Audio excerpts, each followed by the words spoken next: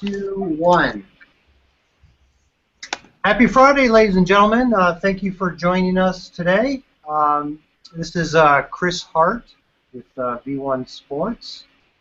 And we have Dr. Peter MacKay and Mark Sheftic and John Thorpe from BodiTrak Sports.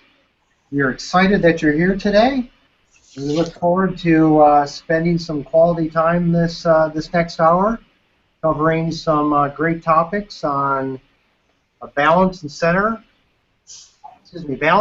of pressure in golf and in wellness. And we hope you learn a lot, and we look forward to some Q&A at the end. So without further ado, I'm going to pass it over to John Thorpe. Perfect. Thanks, Chris. So first, as Chris said, I'd like to thank everyone for making the time on a Friday afternoon, especially as we have snowbanks melting around us, at least in the northern part of the country. And then special thanks again to two members of our advisory board, Dr. Peter MacKay and Mark Sheftic, for both preparing some really fantastic content and then also organizing to be with us today.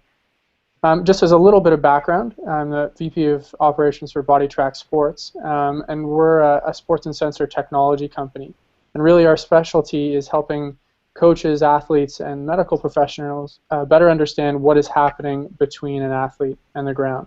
And along those lines, something that we often say is, we're 50% a sports technology company, but really then 50% an education company. So really helping people, helping our customers and those who use our products look at that information and really be able to use it in actionable ways. So this webinar podcast is the first in a series that we'll be doing, and we're really excited to bring these to you. And really thanks to the guys at V1 Sports and Chris in particular for helping to put this on. So I think we'll go straight into a discussion here with Mark Sheftic, the head of instruction at Merion, and he's really been a key member of our advisory board, and a huge thanks to him for all the work that he does with us. So Mark, I think at this point I'll turn it over to you and let you share with us the content you've prepared. First of all, I want to say thank you for letting me do this with Peter.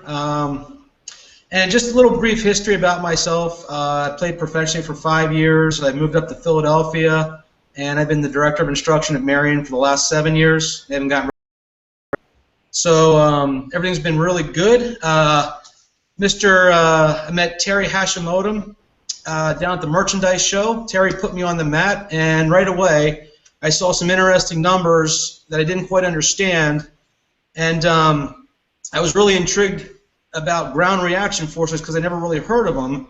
So after doing some work with BodiTrak, I just realized really quick that if you don't understand center of pressure, I think I knew right away because I didn't understand center of pressure. I was right behind the 8 ball, and probably using BodiTrak over 2 years now, the improvement I've gotten out of my students have just been absolutely amazing with really simplifying things.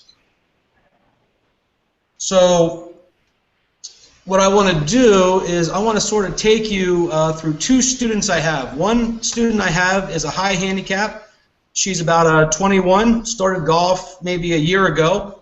I'm going to pull that up right now. And I'm going to go right here.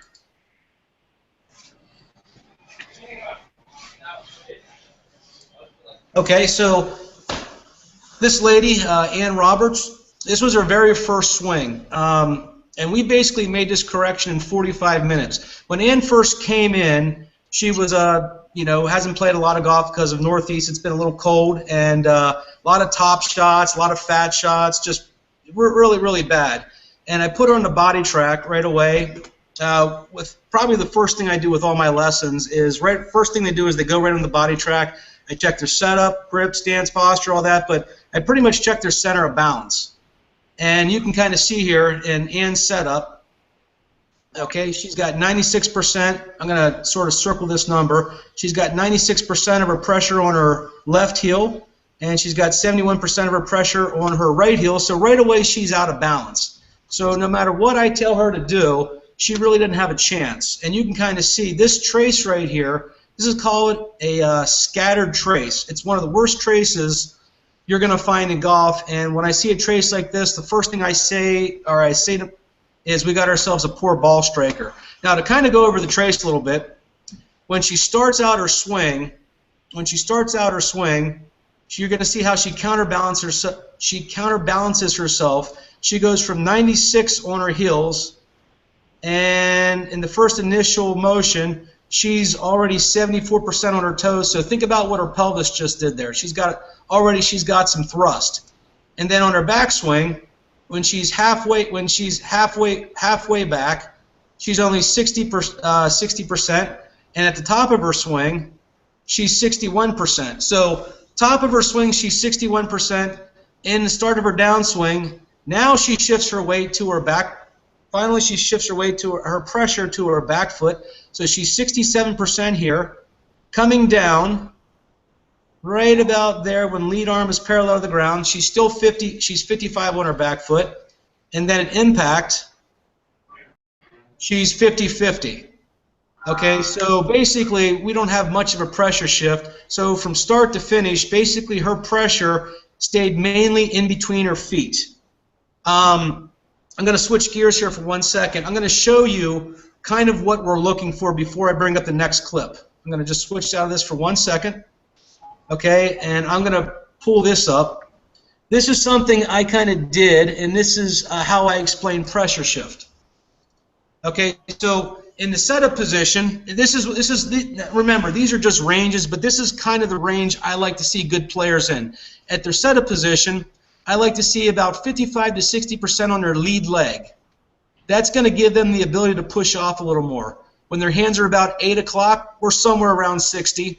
Now frame 3, 4, and 5 to me are the most critical part of backswing transition and start a downswing. When I'm lead arm parallel in the backswing, I like to see that range of 80% of the pressure in the back foot. Top of the swing, I define top of the swing as your hands are at your highest position. That's how I define it. And then when lead arm is back down the parallel, we're at 80% in our front foot. So 9 o'clock on the backswing, we're 80. Top of the swing, we're 50. Just after transition, we're back to 80. So this part right here is probably the most crucial part of a golf swing in my opinion, and that's what I really try to strive people to do. So I'm going to switch back over here to the other frame, and right here. So again, you can kind of see after seeing that link, when Ann's in the backswing, when Ann's left arm is parallel in the backswing, she's 53%, so no pressure in her back foot. Top of the swing, she's 61. Start of the downswing, she's 67. Left arm parallel, she's 57. So again, no pressure shift, no lateral motion. She comes in the golf ball, there's fat and thin, and we got ourselves a frustrated golfer. So how I attacked this was, first thing we did was we just kind of worked on the setup, make sure the heel toe was perfect, and then we really worked on a linear move. Now, one thing I will point out is this chart right here, the COP velocity chart. You can kind of see all this chop going on right here. The white area is the lateral motion, which would be represented by these numbers, and the orange numbers are the heel toe motion. And in a perfect world, we want to see a very, very quiet. This needs to be very quiet. This is just a lot of chop. And if you think about it, if I have a clean line going back and a clean line going through, I have a very efficient golf swing where energy and power are being generated back and forth. I kind of look at this chop as you have a garden hose, and let's say you make a knot in that garden hose. That water's going to come out very slow and choppy. Well, I kind of think that's how the energy is going to work in the golf swing with this scattered abbreviated trace.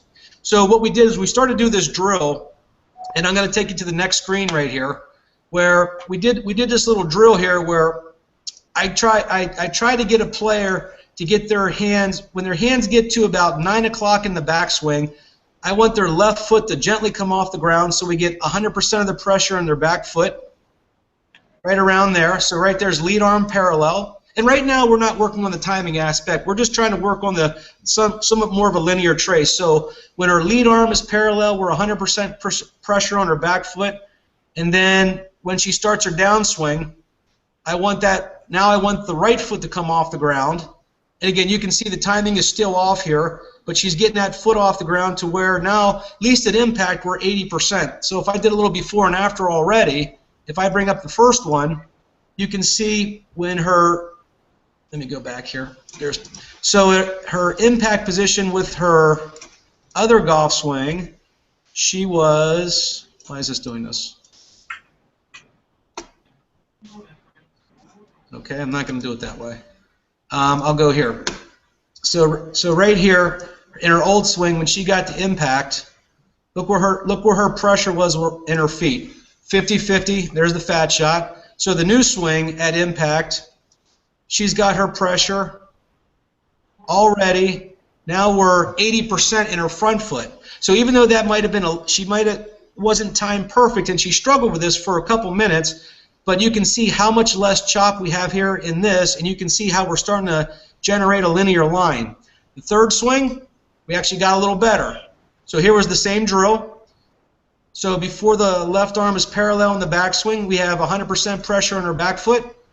Okay, now in transition, okay, right now you can see she's 87% on her back foot, so she still is not getting that right foot up, or she's not shifting her pressure, but we're starting to move that pressure at impact where we need to get it to, and then there's the follow through. Now the fourth swing, let's see here. Now she's starting to get the hang of this. And so far in the lesson from the first swing to where we are now, about 15 minutes has gone by, and every time that trace gets a little better, all of a sudden contact gets a little better, the ball's going a little higher, starting to go a little further. And this one she hit really well. She's 60% on her front foot, so she's taking it back to lead arm parallel, 100%. Okay, now watch the transition here. Okay, now I said before your hands come down, get your right foot off the ground, and then you can see by lead arm parallel now we're closer to 50-50. And now when lead arm's parallel, now we're 68% of our pressure. And at impact, there we go. Now we're 88. This was one of her best shots she hit. And then she follows through. And again, I want you to look at the difference in the chop. Again, look how the velocity chart's really cleaning up. So now we're getting that line to go a little more back and a little more through versus the initial, all the chop here and no pressure shift. The best shot she hit was this one right here. And again, now we're in about 20 minutes in the lesson. We take it back, left foot's up, and then she plants it down. And then at impact, we're close to that 80% number at the right impact position. We're 86% at impact. And then all of a sudden, she's following through. So basically what happened in about 20 minutes without any mechanical thoughts, she started to hit the ball so much better, and all we talked about was basically how she's shifting her pressure. And again, you can really take a look at this last chart right here, how there's hardly any chop. We got straighter lines, which simply means the swing's more efficient.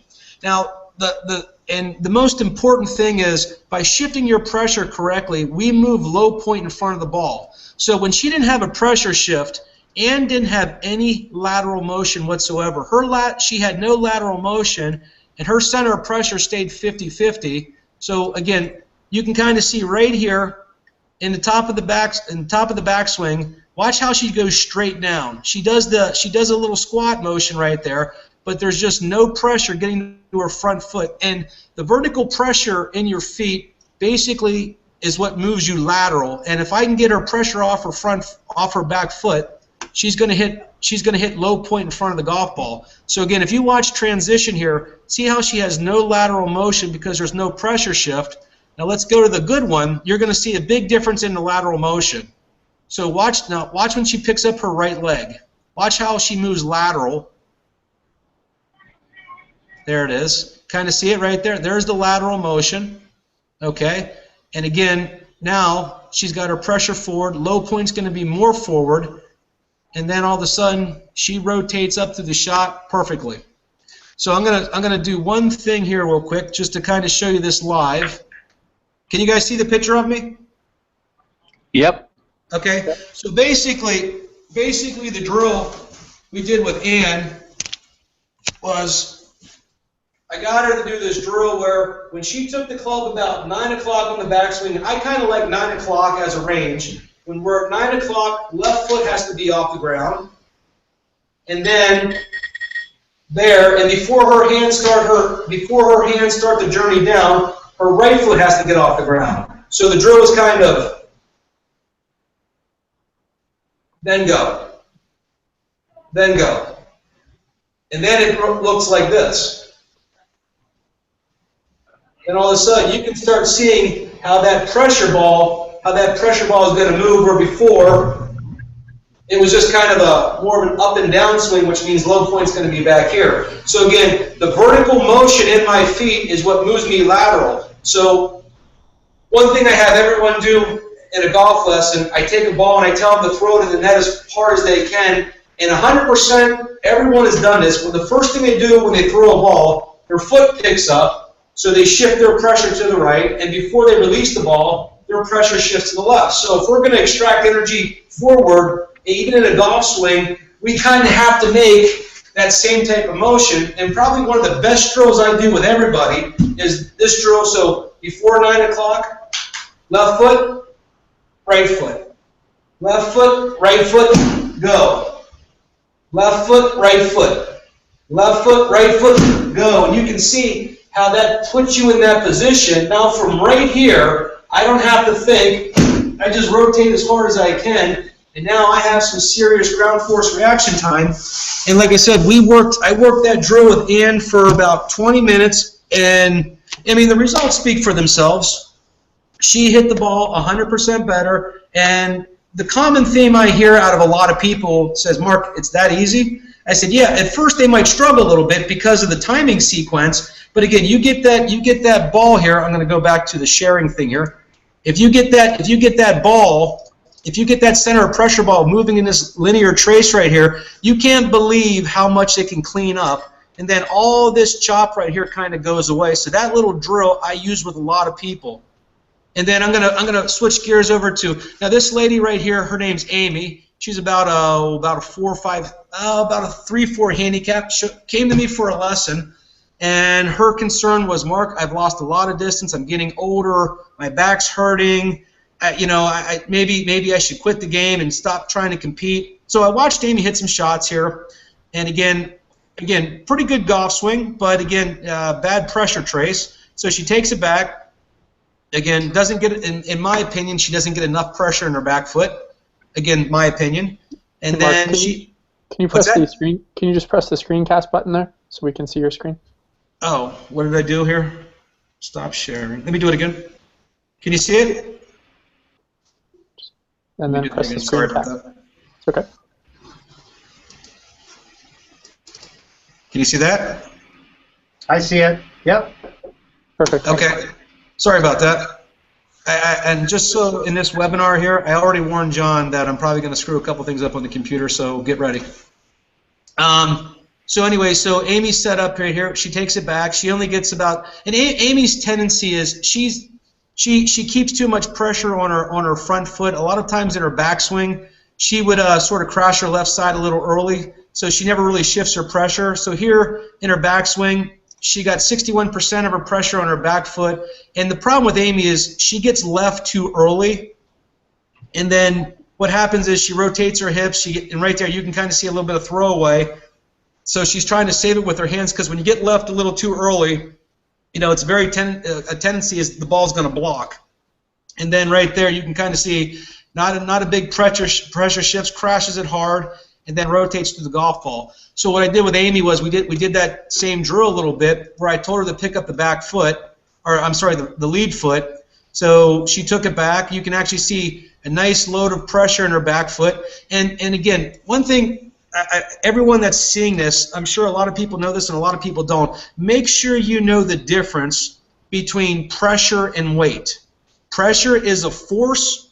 Weight is static. How much you weigh is your weight's not going to move unless you apply a pressure somewhere. So it's not a weight shift, it's a pressure shift. And what I did, and everybody I've seen that's hitting the ball well, they get close to that 80% mark in the back, whether it's 75, 85, but almost everybody gets that pressure in that back foot. So when she picks up that foot a brief second, she's right there, and you can kind of see how she's loading in that back leg a little bit. Notice she didn't really move off the ball. Okay, now from right here at the top of her swing, so you can see, just like that showing I made you, from lead arm parallel to the top of her swing where the hands are the highest point, she's pretty close to 50-50, and then when her arm is back at parallel, she's 80%, so that's perfect.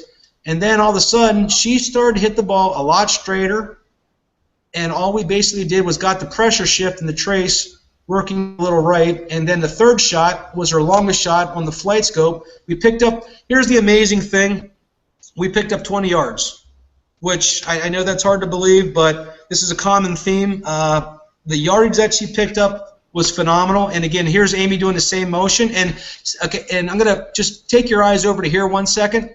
See where this red line is? If you see this, you basically see a perfect golf swing. This is as good as it gets. And if I show you a picture of, there's Ann's, kind of see all that chop right there, and here's Amy. Here's the single-digit handicap. Oh, and one more thing, just so you know what these lines mean. Anytime the line is going down like this, it's basically lead foot to trail foot or the backswing, and anytime you see the line going up, it's right foot to left foot or trail foot to lead foot. That's kind of what those numbers mean. But again, if you can kind of look at that line right there, that is about as efficient as it gets, and that's kind of the goal right there. And again, if you can kind of see Amy right here where she takes it back, left foot up, okay, top of the swing, she's already at 50-50 the top of the swing. Her peak velocity is 751. And then look when her lead arm is parallel to the ground. She's 70. I'm good with 70. I'd like to see maybe a little more than that, but I'm okay with that. And then all of a sudden, she just kills it, and then she rips right up to her finish. And again, if you watch that swing in normal motion, I'm going to play it. That motion right there versus, again, you can see the lack of pressure shift, which equals the lack of power. So those two ladies right there, are a prime example. I'm going to bring one more thing back up here. Hold on 1 second.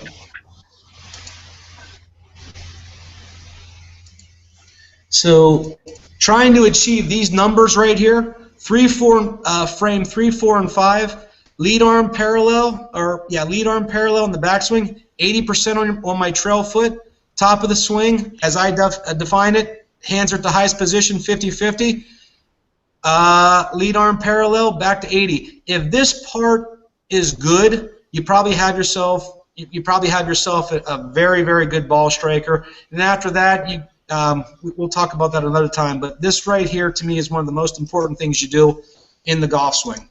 And again, basically, working that drill. Working the drill this way, and when you have the BodiTrak and you have that screen right there, and the person can visually see your center of pressure ball working back and forth, all of a sudden they get this motion going. They get all this motion going. And you know, one of my famous sayings I've been telling almost all my students: if you fix belt buckle down, you kind of fix belt buckle up. So the more time I spend with feet and your pelvis, the more I get this working right, the more this works right. And a lot of times, you know, there's some cleanup area to do, maybe a couple drills here and there, but it's amazing how much better. 2 years of teaching, and I'm a better teacher. I'm getting more students. I'm getting phenomenal results. And I just finished up a lesson just before this started. The guy started with 70 miles an hour at club head speed. Last year, all we've done was a lot of BodiTrak work and some impact drills, but primary BodiTrak, we're up to 87 miles an hour with a 7-iron. He was playing 70-gram shafts, and he just thought he was weak. Got him up to 87 miles an hour, and today his club head speed went from 91 to 108. So, and again, that's to me that's validating. And I hope that helps you out. That's great. Thank you, Mark. So and I'll take some. I'm in no rush. I'm personally interested to hear what Peter has to say. So Peter. Thanks, Mark. So I'll just do a that quick was awesome. here. Yeah. So I think we'll do. I've seen a few questions come in for Mark, so we'll maybe just hold those to the end. Sure. I think it's a great segue. Mark, a lot of what you were talking about was being balanced through the swing, and I know it's something that Dr. MacKay would like to talk to us about. So I'll just maybe give everyone a little bit of background about Dr. MacKay. He's worked in this space for about 35 years. He's a licensed chiropractor, works out of San Diego, and was on the founding member of the TPI, Titleist Performance Institute, Medical Advisory Board. And he sits in a really unique position, knowing a lot about the golf swing and the golf world, but really sees it more from a clinical side, and sees this from an injury prevention perspective, in addition to helping his athletes increase their performance. So Peter, I know you've probably seen some things here and listening to Mark that you can provide some insight on, and then also have some content to share. So I'll turn it over to you. Okay, thanks very much, guys. It's really nice to be here. Mark, that was awesome. And the main thing that I'm looking at when I watch Mark do his presentation there is the fact that this is a coach's world, and the rest of us are team members, and hopefully functional team members. James Seekman told me one day that there's a lot of teams out there trying to help players, but there's a lot of dysfunctional teams. And what Mark showed there was that I could see any number of coaches going on a tangent trying to fix swing, what they might call swing faults, loss of posture, chicken winging, and these are swing characteristics. And what he did was he made a drastic change in the efficiency of two players' moves by doing no more than teaching them how to transfer the COP, and in so doing, a lot of those so-called swing faults disappeared. So it's pretty amazing. I think that the area of biomechanics, for example, is getting a bit of a bad rap sometimes with people getting off on literal tangents when the coaching has to be focused on keeping it simple. And what a better example than working on COP tracing there to clean up a lot of that stuff that we try to fix, right? So thanks, Mark. That was awesome. Thank you. On my end, on the medical side, I used my COP tracing and my COP mat with probably 90 to 95% of my patients. And what I did yesterday in prep for this little webinar was I captured a couple of patients as they came in the door. So I think, Chris, if you're able to queue up our first one here, I'll try to talk through what we were looking at. The medical application for our BodiTrak it's endless. I mean, I've got 20 or 30 different things that I can do with a patient on BodiTrak that doesn't have anything to do with the golf swing. So for our PT, chiro, medical people out there, today I'm just going to go through a couple of examples of what we can do to get some objective factors to work on some biofeedback. So you want to roll that audio with that, Chris?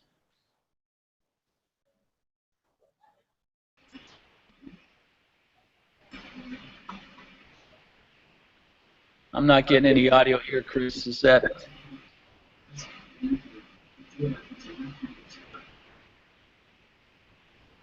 Peter, do you want to just start by talking us through here? Okay, if you want to roll that back, Chris, I'll kind of try to talk over what I was saying while we're doing it.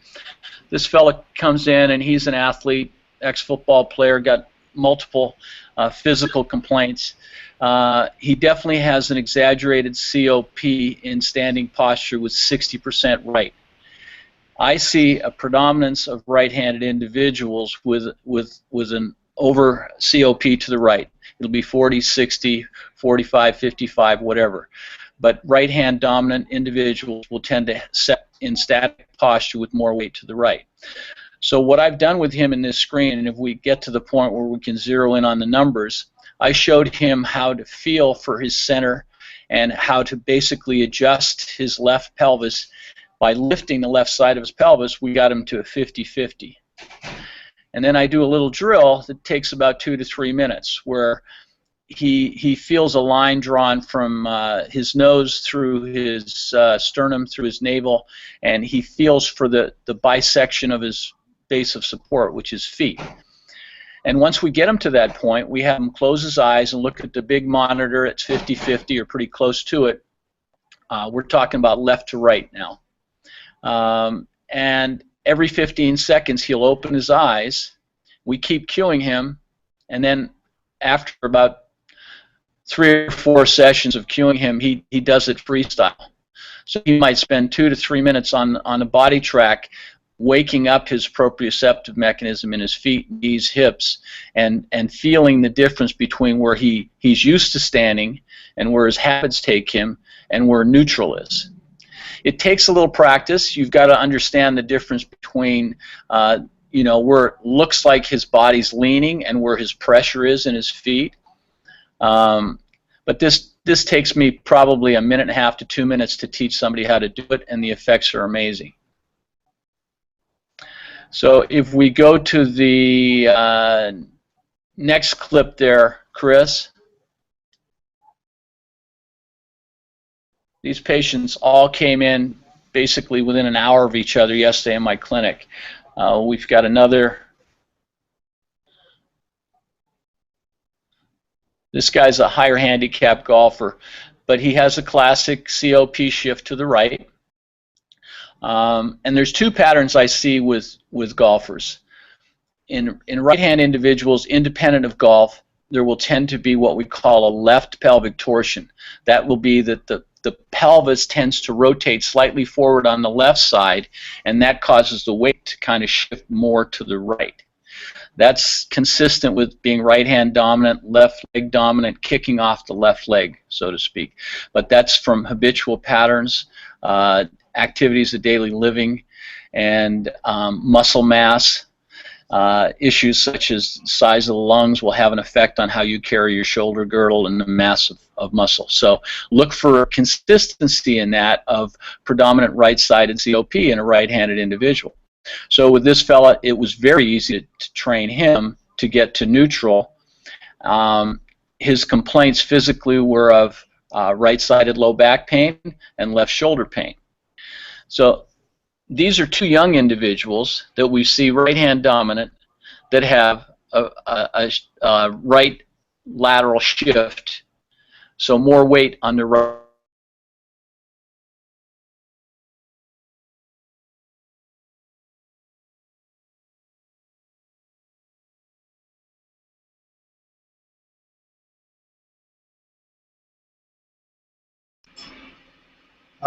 Sorry, folks. It looks like Peter, we're having a connection issue there. So please hold on just 1 second here. We're going to see if we get Peter reconnected. Walk. I knew right away that we were probably dealing with something more predominantly a hip.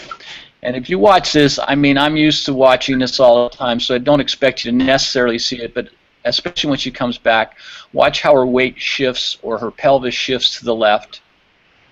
You see her pelvis shifting to the left there. It's pretty dramatic. Now, when we put her on the BodiTrak, we'll set her up, and although her postural pattern as a right-handed individual would tend to be the same, left pelvic torsion, as I mentioned, what we're going to see with her is she's now shifting off her arthritic right hip, and she has a COP which is loaded heavier to the left side. Now, she still has left pelvic torsion, but when she starts to move and when she's standing here, her weight's shifting off her arthritic right hip onto her left side. And it was very easy for me to cue her into neutral, and she couldn't believe the difference. Kinesthetically, her sense of where her center of mass was and where her pressure was building up between her feet, I cued her in about a minute here to get to neutral. Now, clinically, what significance is this going to have? Well, obviously, we have to do a certain number of sessions where I teach her how to take this as a home exercise routine. So seeing it and feeling it on the BodiTrak gives the patient the opportunity to get the objective information and feedback. What happens with our bodies is what becomes normal is about habit. If I took somebody's wrist and I flexed it at 90 degrees and asked them to close their eyes and hit a punching bag, they'd say, no, that's going to hurt my wrist, because we would have good sense, kinesthetic sense and proprioception for that wrist. But if I take that wrist there for 3 or 4 days and have you walk around, that becomes the new normal. So the point of this exercise clinically is that you have people that have these postural distortions. If we can identify what the distortion is and somehow coach them away from that and make them aware of it, then the exercises become more corrective in nature, and they also have a sense of where they should be. This lady, there's no doubt in my mind that the epidemic of hip arthritis is totally related to the aspects of what we call Wolff's Law. If I have an ankle bone and I put 120 pounds on one ankle bone and I put 90 pounds on another ankle bone, you know that the one with more weight on it is going to get thicker and compensate for that extra weight. Well, that's how our body goes through degenerative joint disease. We tend to try to stabilize by forming spurring and calcific deposits, which will make us more secure. In the case of this arthritic hip, that's exactly what's happened. The extra pressure and weight into that hip over a long period of time has caused the body to adapt and compensate. So recognizing this in a younger person and coaching them into a pattern of movement which is going to help them stabilize, that's one of the key things as far as I'm concerned for helping prevent something that's epidemic right now. So the last clip we have here is one of my favorite little drills called the short foot exercise. And when we look at the bottom of the foot, if we roll that clip through, we think about the heel, the knuckle of the big toe, and the knuckle of the little toe. And when you simply stand on the ground and flare your toes up, extend your toes, it'll help recreate a proper functional arch, transverse and longitudinal arch. So we have our patients stand on the BodiTrak, and another interesting issue here is there's very few things that absolutely correlate with low back pain. One of them just happens to be single leg stance. If you have a patient or a player who is unable to do a single leg stance for 15 to 20 seconds and with eyes closed, then that correlates very aggressively with a tendency to low back pain. So what you see me doing here is I'm flaring my toes and I'm finding my balance on one leg, and I've gotten pretty good at this so that I can actually start to walk, do fire hydrants, close my eyes, and it took me 30 seconds, 20 to 30 seconds here to really get it nailed, but I started to nail it in all quadrants, front to back, side to side on one leg. The beauty of the BodiTrak is that I've got one foot on here now, and it's centered to COP for me. So I can look up at the monitor, close my eyes, find my balance, and then open them again in 15 seconds and see what's happened. And now all my senses are focusing on the wobble or the lack of wobble in my ankle. So this is a simple drill for anybody to start doing, and that exercise, the short foot exercise, is a great way to get people to feel their lack of arch, their overpronation. And as I say in the video clip here, it's on the YouTube, is I talk about people using orthotics. Well, orthotics can be unbelievable for some people, but they're overprescribed and often misfitting, and it's a stability device that you don't want to put in somebody who has a mobility issue. If somebody has problems doing a squat, for example, and they have a dorsiflexion or lack of mobility in their ankle joint, the last thing you want to do is put a rigid device, especially a rigid plastic orthotic, in that foot. You're just going to cause a cascade of other issues up the chain. So the short foot exercise can be done with both feet on the mat on the BodiTrak. And as what Mark just showed, that clean trace, that linear trace, it's a very good way to feel between the arches, and to be able to feel that tripod effect is amazing, because the stability then just creates such a clearance for all that chatter. When someone starts to feel how their foot's actually supposed to support the weight versus collapsing or torquing or wobbling. We just saw the proof there a few minutes ago. That was awesome, how going through nothing but changing COP from left to right and the sense of moving changed everything. Changed posture, changed arm and plane, changed the chicken wing. It's amazing. So starting from the ground, it doesn't matter how strong your core is if your foot and your feet and your lower body are unstable. If your feet are unstable and you have no sense of what they're supposed to be doing in the golf swing, good luck. Good. How are we doing there for time, boys? That's perfect, Peter. Thank you. So just had a question come in that I think would be great to hear both of your perspectives on, which is around, I know you both work with a lot of junior golfers, and you're exposed to the junior golf community, and you see kind of firsthand how those athletes are swinging the club in a different way and what that's doing to their bodies. So I think maybe, Mark, if you want to lead first and tell us what you're seeing from your junior players, and then Peter, if you could maybe comment a little bit upon what you're seeing, and then maybe how that translates into a clinical assessment, and maybe where there could be some problems for those junior players down the road. I think that'd be a good discussion here for a few minutes.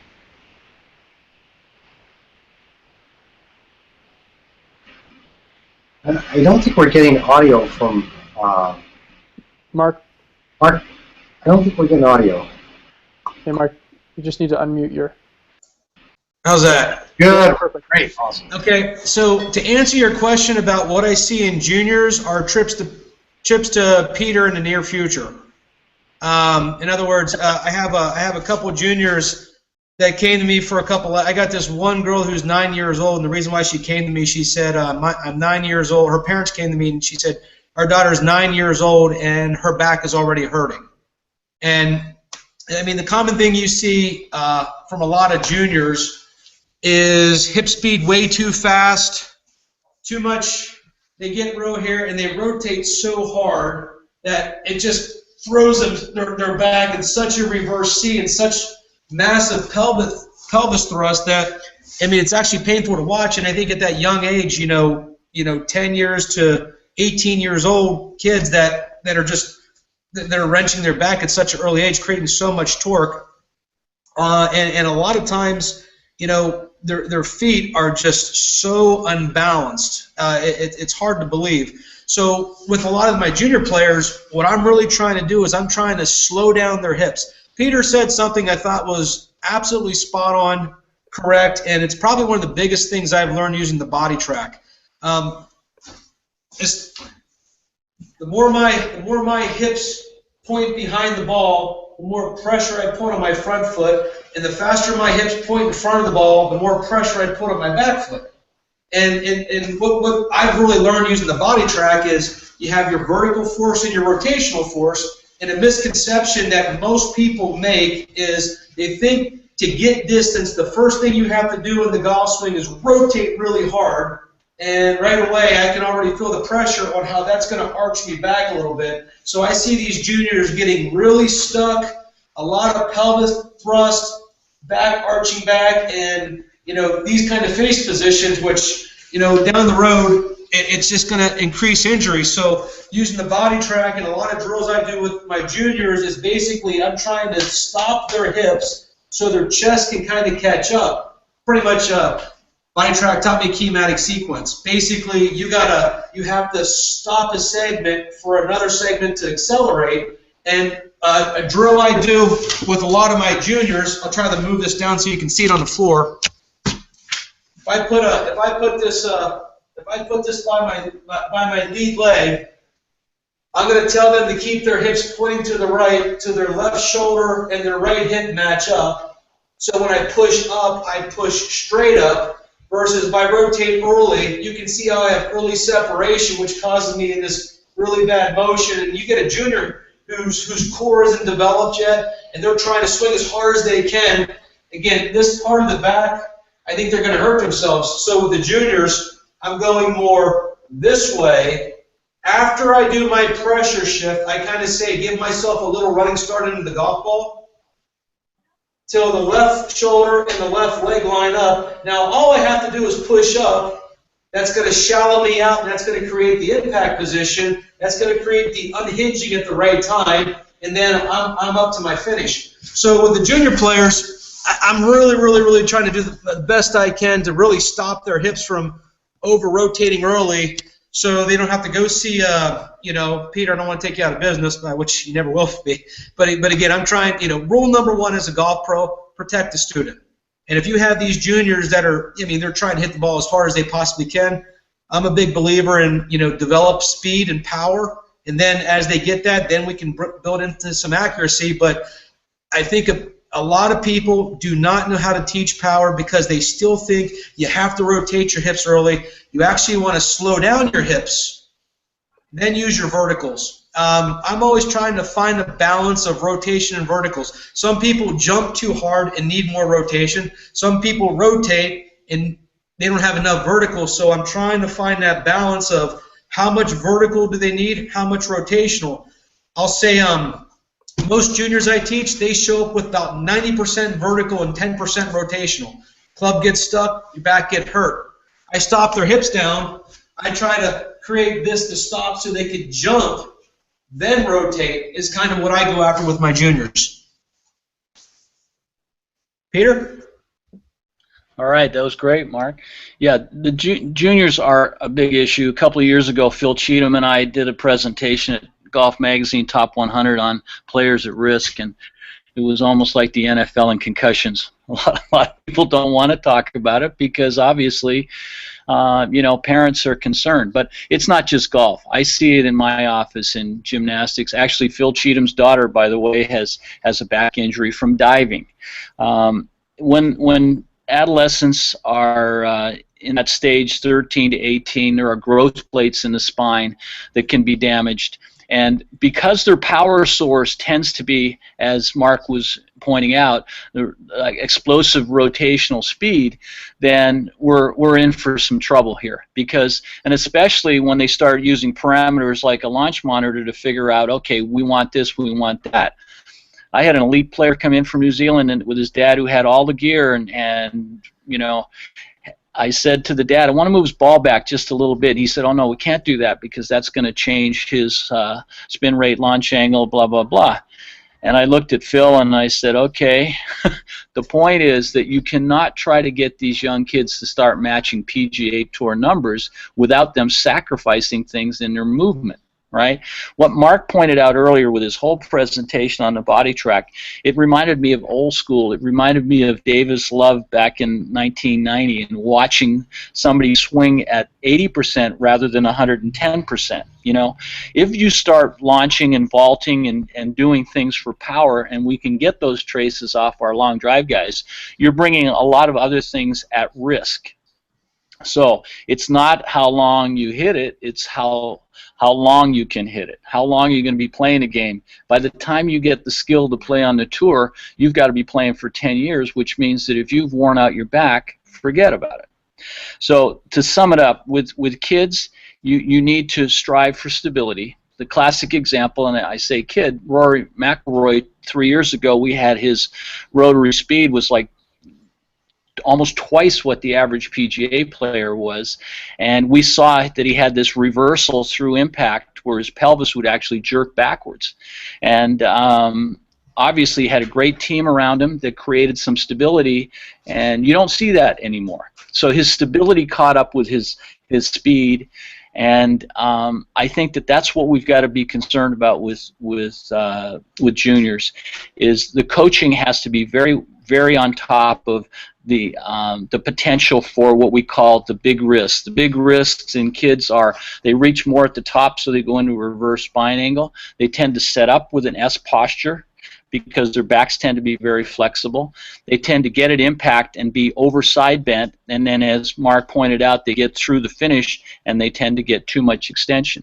So those red flags have to be identified.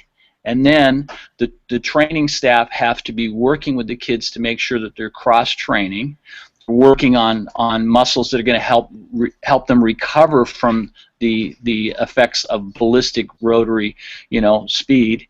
And there's so many variables here, but we can't stick our head in the sand and say, oh yeah, well, golf doesn't hurt people. Golf can hurt people, obviously. And when you have to spend 10 years, like anything else, to get good at it, you can bet that if you're not cross-training, and if you're not doing the things that it takes to kind of stabilize the body and make up for the abuses you're giving it, then you're going to fail. And I see it day after day.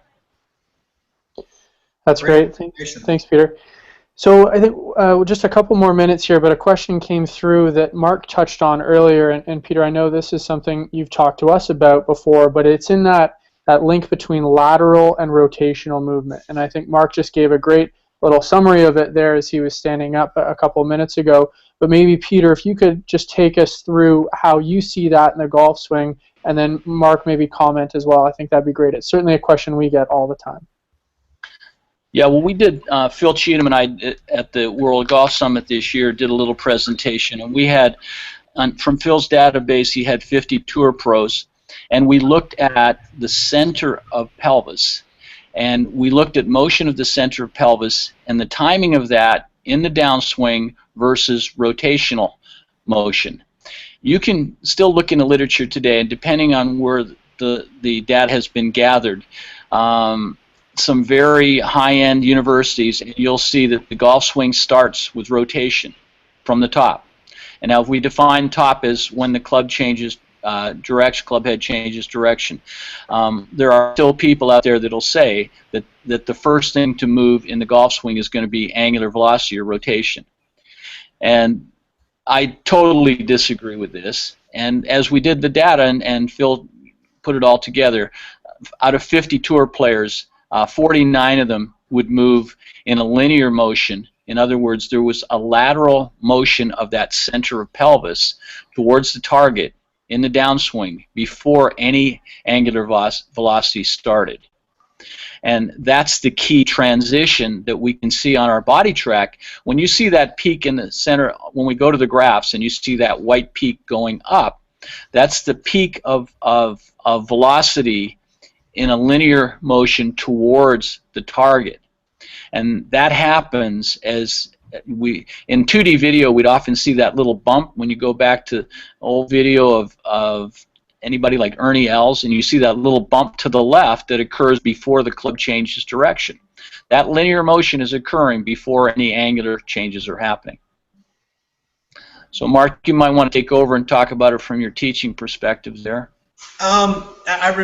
I think this is something that, I mean, when I first started to teach, I actually got wrong. When the big thing I learned with BodiTrak, if I just stand right here and I just pick up my feet, if I just pick up my feet, you can kind of see how I'm moving lateral. In the golf swing, you know, I'm moving more of a diagonal 45-degree down. You know, I think you got to be careful when you teach golf when you use the words like bump. What a big epiphany happened to me when I learned that basically my midsection is my center of mass. One of the neat things that BodiTrak taught me was every time I move my center of mass, I pretty much have to counterbalance myself. If I bump my hips to the left, my chest moves to the right, but my pressure doesn't shift. If I thrust forward, if I move my pelvis forward, my chest moves back. So every time I move my midsection, you know, you're going to have to counterbalance with an equal part going equal the opposite direction. So when I used to teach bump, okay, I used to see everyone say, you want to get left. So you would go this way, but you could see how my chest would go that way. A lot of people believe that this would be the lateral motion, but I'm moving my center of mass, which means I'm counterbalancing with another part. When I move lateral and my hips stay behind the ball, now if I just apply a little more pressure on my front foot, there's my lateral motion. I think it was, your center of mass should move about 4 to 8 inches towards the target. So if I go right there and I apply pressure, there's my 4 inches, there's my lateral motion. But again, if I try to bump, if I try to, lean, I think it's just basically applying a little more pressure in that front foot, which makes me move the right amount of lateral. I have more pressure in my front foot, and that's going to kind of set me up a little bit. I see a lot of people that'll actually go this way, which I'm like, that's a bump or a shove. So if you want to move lateral, just pick up your right foot. There's my lateral motion. So again, the lateral motion in your body is dictated by the pressure shifting. You know, a vertical pressure shift, I'm going to pick up my right leg, moves me left. A vertical pressure shift in my left leg moves me right. So if I go here and pick up my right foot, I move my front foot, ball is going to be in front of the divot. That's kind of how I perceive the lateral motion in the golf swing. Peter, would you agree with that? Yeah, absolutely. My reference to the bump was just old school terminology. It certainly wasn't about falling back or. Yeah, the idea is that a lot of people get the club to the top. A lot of handicappers are taught to turn and rotate, and they start rotating to the top out of time. And we saw that in that clip that Mark showed. You know, she had no weight transfer, no center pressure shift, but she was rotating. It's kind of amazing where the faster you move your hips, the more your hips go this way. Just remember this: the more your hips go left, the more I go right. The more my hips stay right, the more I go left. So again, you know, when I'm trying to balance out verticals versus rotationals, I gave a lesson. 90% of the people that I teach, they have too much rotational, not enough vertical. I gave a live lesson to a friend of mine, Eric, in a seminar. He had way too much vertical, not enough rotational, and his pressure shift, once we got his linear trace working, and I got him to slow his hips down a little bit, that moved him into the right position. I mean, I'm sorry, actually speeded up his hips. So again, it's a fine line. Nothing's, to me, with everyone I see with different tendencies, 90% of the people I think rotate their hips too early, so they have too much vertical, not enough lateral or rotational. Yeah, there's a really good program on Nova that talks about vertical compressions. You can compare, you know, a 60-year-old novice runner and an elite Olympic runner, and in the air they look very similar. But if you look at their compressive forces, the elite runner is off the charts. So the same thing happens with golf, and when we start looking at long drivers and everything else, it's how you use, you know, those vertical forces. And how you transfer that linear energy into rotary energy, and it's the timing. That's the kinematic sequence, and that's our big debate on kinetics versus kinematics. But that's well put together, Mark. That's easy for students to understand. I think that when you start showing the counter movements that occur when they start rotating versus transferring. Peter and Mark, you know, this is a fantastic conversation we're having here. We're just coming up on the 5 o'clock here Eastern time, so I think this has been an absolutely fantastic presentation and discussion. And you know, this is one of many Google Hangouts that we'll be doing. So we're going to be I'd like to say a shout out to Terry. I missed him. I thought he'd be chirping in today, but I wouldn't be here if it wasn't for Terry Hashimoto introducing me a couple years ago, fellow Canadian. And boy, if anybody knows traces, Terry does. Thanks, Terry. And I'd like to also, I give everyone a recommendation. If you can ever if Terry's ever in your area, take him out to a hibachi restaurant. It's entertainment you can't buy.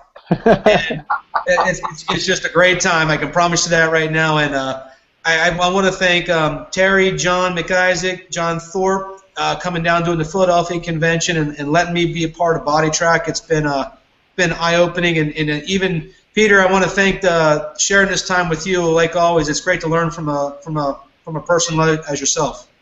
Thank you too. Thank you very much, guys. It's been great. All right. Thank you, everyone. All right. Take care. Thank you for attending this broadcast.